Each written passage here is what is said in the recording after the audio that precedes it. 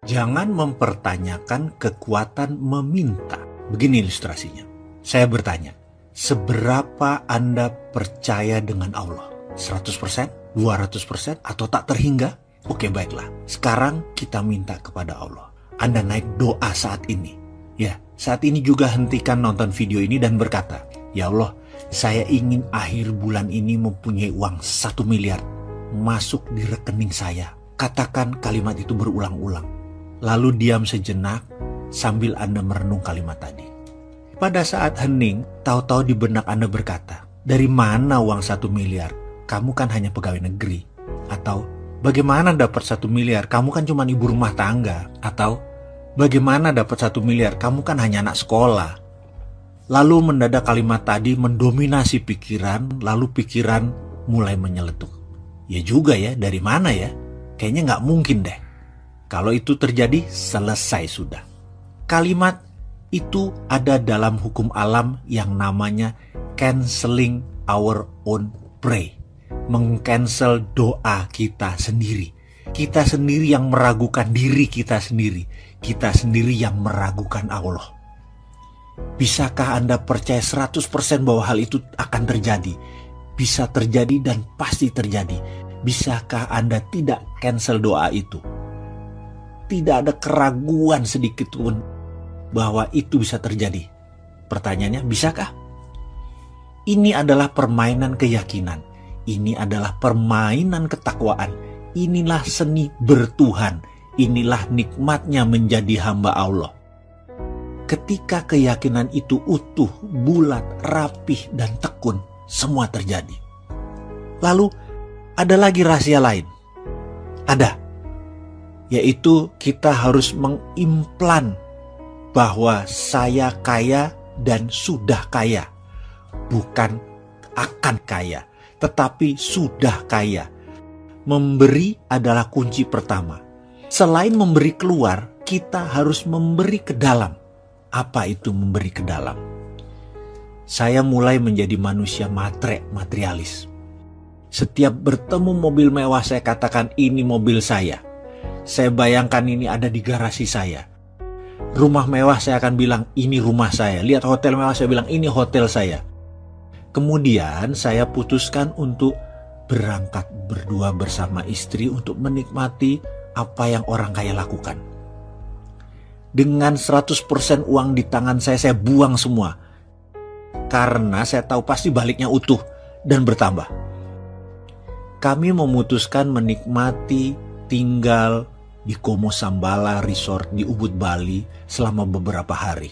Menikmati satu malam berharga puluhan juta tarifnya. Dan saya tidak peduli. Berangkat dengan first class, layanan hotel bintang 6 atau 5 star with diamond, makan pagi hari bersama penyanyi terkenal Barbara Streisand, esok malam dinner dengan Sting, penyanyi The Police yang sudah berminggu-minggu nginap di Como Sambala. Kumpul dengan orang terkenal dan orang kaya tersebut ternyata cukup menyenangkan.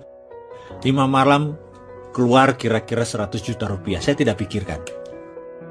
Dan saya tidak pernah tanya mau apa yang akan terjadi pulangnya nanti. Saya tidak punya uang sepeser pun di kantong, saya nggak peduli. Saya percaya 100% semesta tidak menyukai kekosongan. Pasti kantong saya diisi lagi.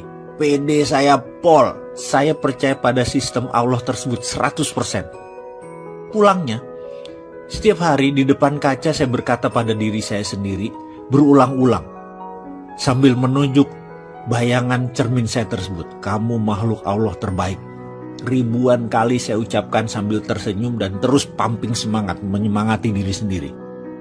Tak lupa setelah melakukan sholat fardu, di ujungnya saya selalu ngayal dengan meresapi nikmatnya tinggal di hotel bintang 5 resort, naik kapal first class, dan seluruh kemewahan duniawi. Dan saya tidak cancel apapun.